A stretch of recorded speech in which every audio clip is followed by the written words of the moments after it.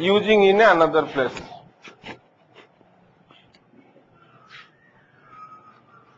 Our program starts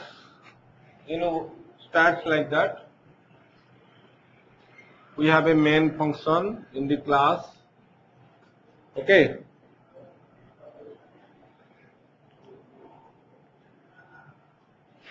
We have a main function or some other functions. Okay. And we are having a different function here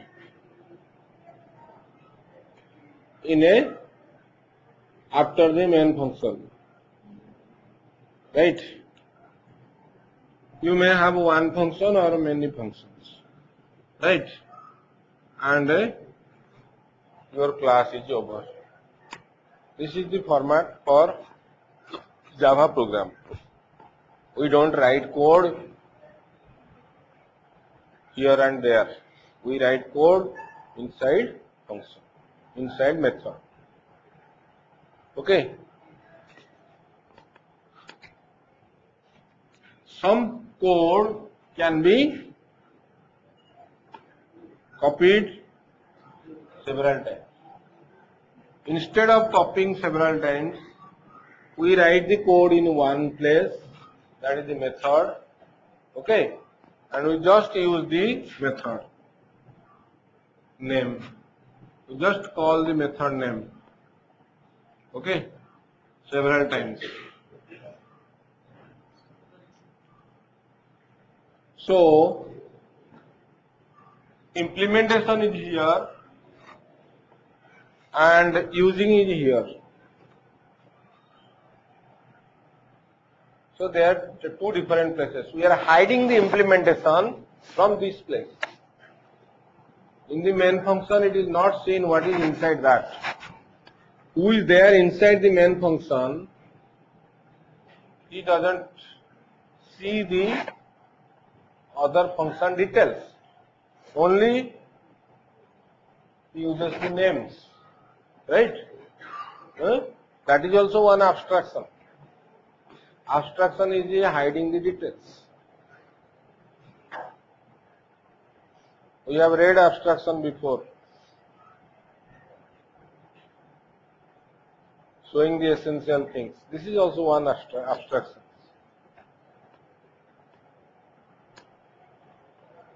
Here, what is the third point?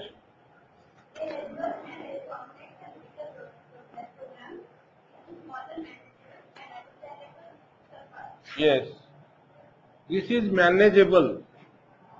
We may start with the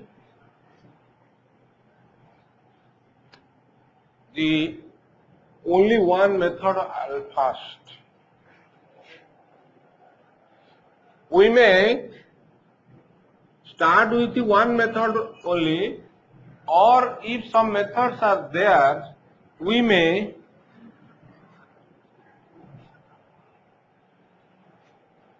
make them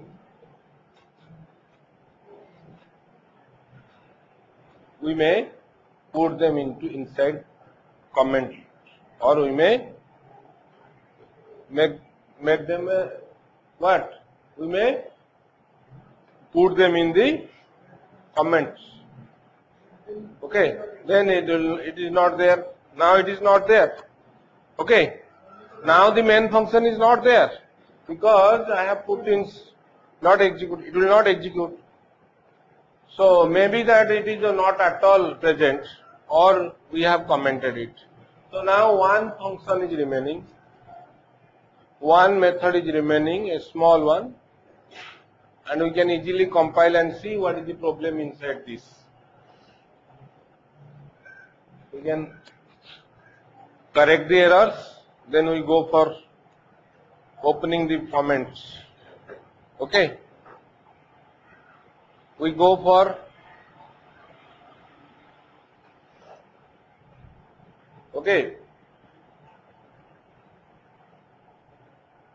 increasing the code, just removing the comments.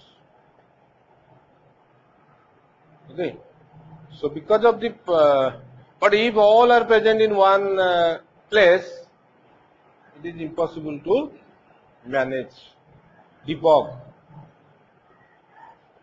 Clear? All the 3 points over. So next is method definition. So the method definition is nothing but the method implementation portion. Okay, you go to that place. Method implementation portion.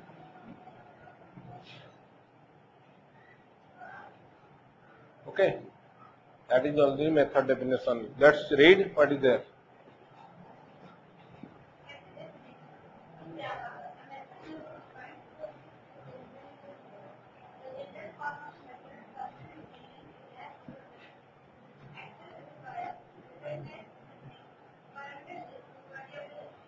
Yes, wait. So first one is what? Access specifier. So that is the public, whether it is public, private or protected. Okay, their access specifier, they tell, they decide where this will be used. This F1 function will be used which places? Protected, public, private, protected. 3 keywords are access specifiers, right? Next word is return time. Another is the modifier. It is not mentioned here. Modifier mentioned? No. Modifier is that static. It may be there, may not be there.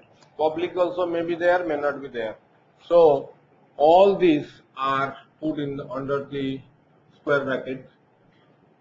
Public, then static. Static is the modifier. Then comes the return type. It is must. So I am not putting it in the square bracket. Okay. Void. Return type. Then method name. Method name. Method name is here. What? F1.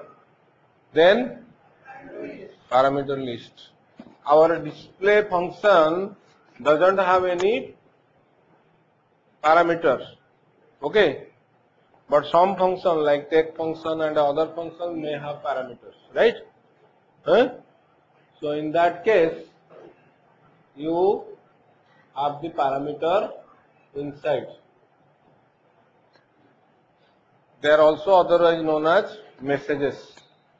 Message. Okay, message. All sets of parameters, this complete set of parameter is called the message. Also called signature. Okay. Huh? So like it can be, suppose you are giving 3 integers to it.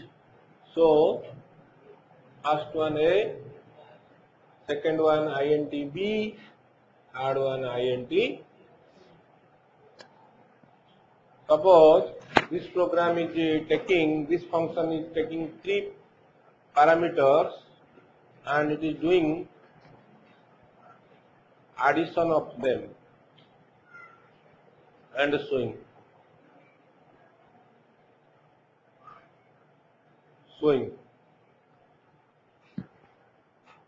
It's a void function here. Okay, carry on. Next.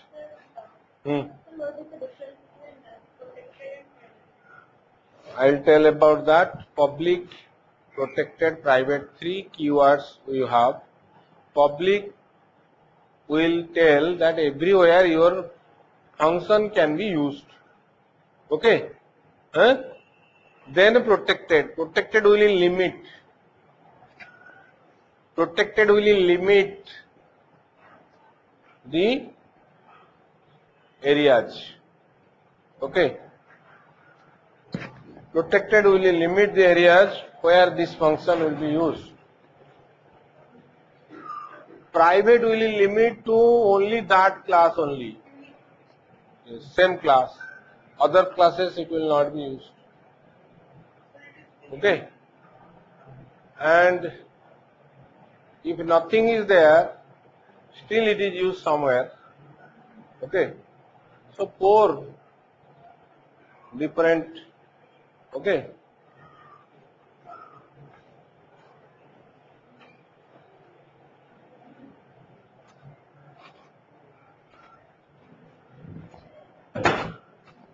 okay, carry on. Next.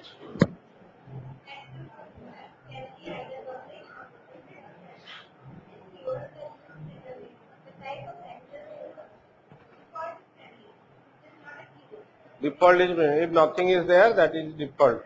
That is a plainly. That also tells that also, if nothing is there, no public, no private, no protected, then also it will be used, this function, F1 function will be used in some places. That is the default. That is the friendly.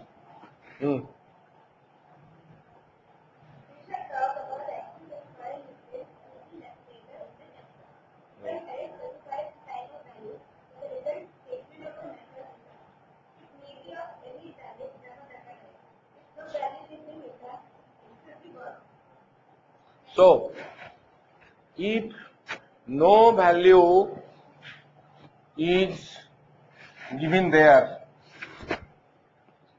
one place it is called, one place it is written. No. So, if when at the called place, calling function, it is not getting any value, then it will be void. If from here some value will be sent there, then it will be non-void. Okay, non-void. Non-void means one data type. You have to put any of the data type. How many primitives you have? 8 primitives are there. You can put any of the 8 primitives. Okay. What are the 8 primitive data types? Starting with byte, then short, then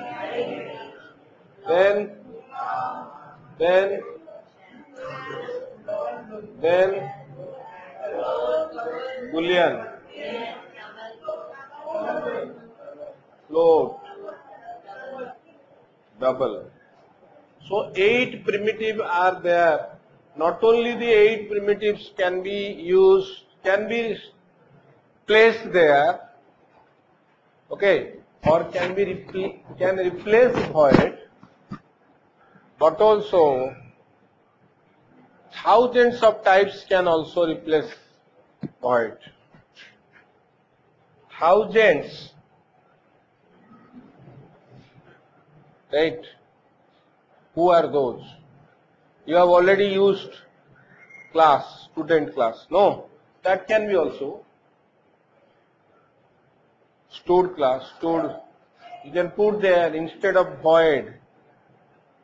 You can put stored. You can put string. String is a predefined class. Clear? String. You can put array. Array also. Right? If you are having an array, suppose you have an integer array, already you have done integer array. Okay?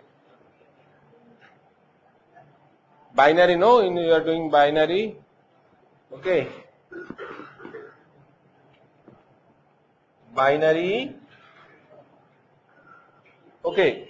Okay, you don't have to write everything here. Just array square bracket you have to write. Int square bracket. That determines that a array will be sent to the calling method. from the called method.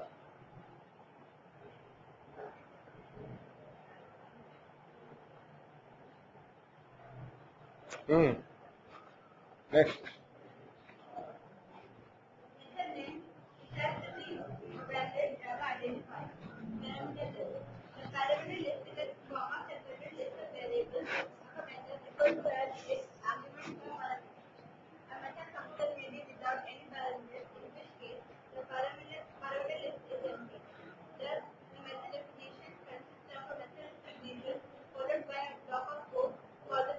This is the method signature followed by a block of code.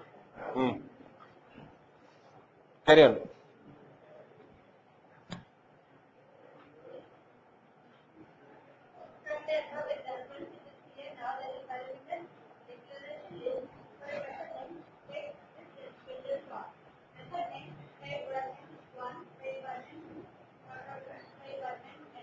Yes, type parameter. Type var name A, type var name B, that is parameter list.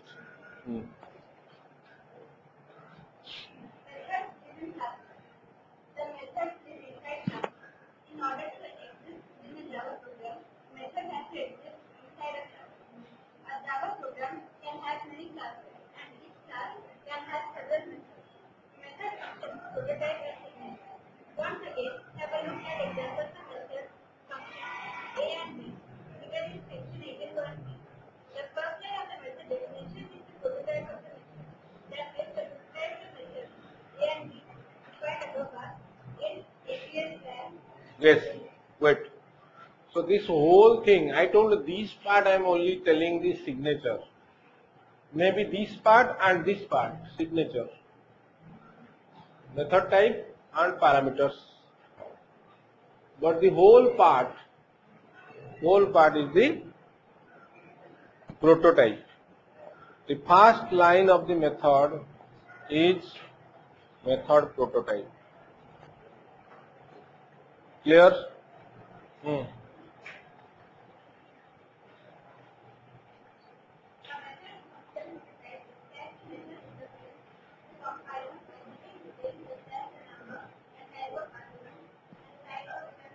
Wait. So this prototype, again we will study it. What is its role? Prototype, when you tell what it does, it provides the interface to the compiler.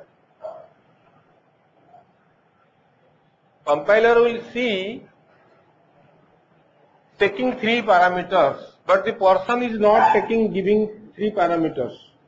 Okay, he has to give 3 parameters. Otherwise, compiler will give you syntax error. Right? So, prototype is checked by the compiler. Okay? And accordingly, when you have used, it is, otherwise it will be a mistake. So, these two will have errors. Next.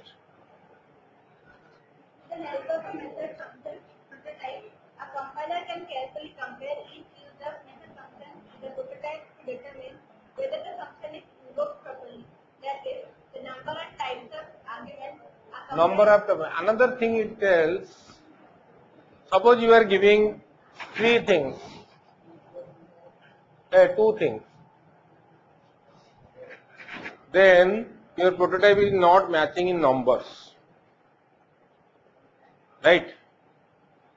Suppose you are giving a string and a number, your prototype is not matching in type.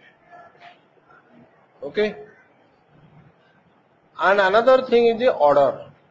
The prototype also should match in order. Suppose int float then double, 3 like that it is there. So the order you have to maintain while calling in the main function or in the calling function. Right? Related term here is method function signature. A method signature basically refers to the number and types of arguments. In the var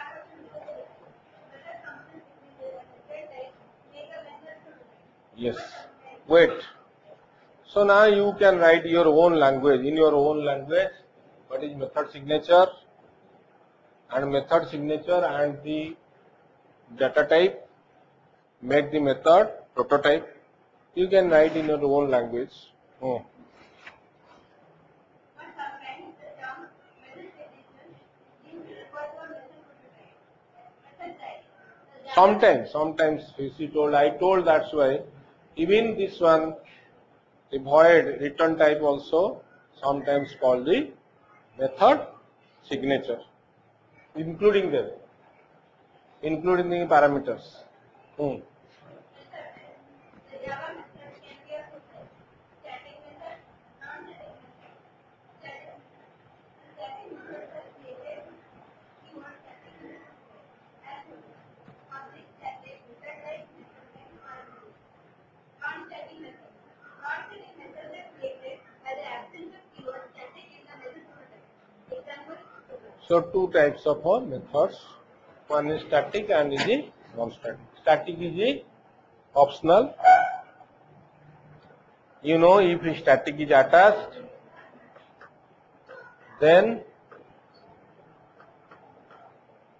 you need not create the object to use it. Yes or no? That's a class method. If static is not attached, that's a instance method. So a program is there, it is telling what is a program is there. You have print x, print y. Okay, both are, one is static, another is non-static. So for the static, you just call print x. For using the static one, you have to just call the print x. But for using the non-static, that is print y function, you have to create the object of which class? Test class. Then you have to call object dot print y function. Yes or no? So that's a homework for you. You have to write this. You have to write this, and now then we will write. We will read. Okay, carry on. Next, please. Next. The several again Yes. Homework.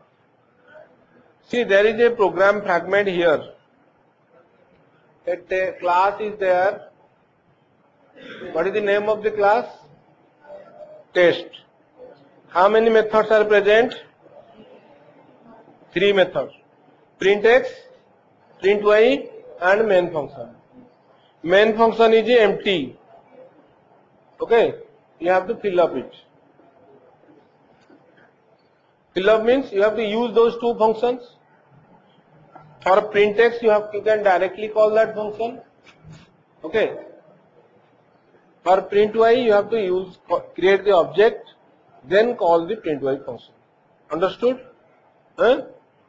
Any other doubt?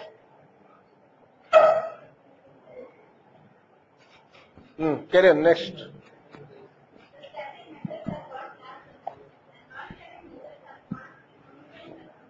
The difference between these two method types becomes clear to you when we talk about access calling a method in our next section 18.4. Use of void. As you know about void data type that it specifies an empty set of values and it is used as a return type for method functions that do not return a value. Thus, a function that does not return a